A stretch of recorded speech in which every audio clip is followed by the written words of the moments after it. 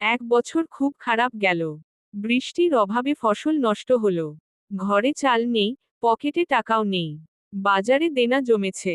তবুও মোতালেব হাল ছাড়ে না।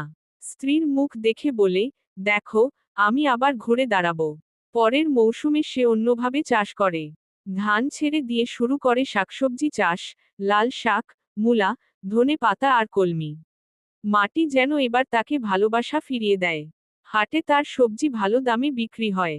একদিন তার ছেলে স্কুল থেকে এসে বলে, আব্বা, আমি ফার্স্ট হয়েছি। মোতালেবের চোখে পানি চলে আসে, কিন্তু মুখে হাসি।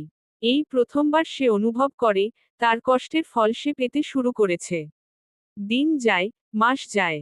মোতালেব এখন শুধু কৃষক নয়, গ্রামের উদাহরণ। অন্য চাষিরা তার কাছে এসে পরামর্শ নেয়। সরকারও একবার তাকে কৃষক পুরস্কার দেয় উন্নত সবজি চাষের জন্য। তবে মোতালেব এখনও সেই সাদাসিধা মানুষ।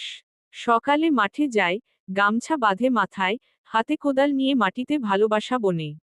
তার বিশ্বাস, যদি মন থেকে চাষ করা যায়, তাহলে এই মাটিই জীবন বদলে দিতে পারে।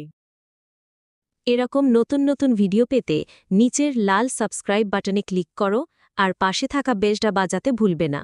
যে জি গল্প এক্সের সাথেই থাকো।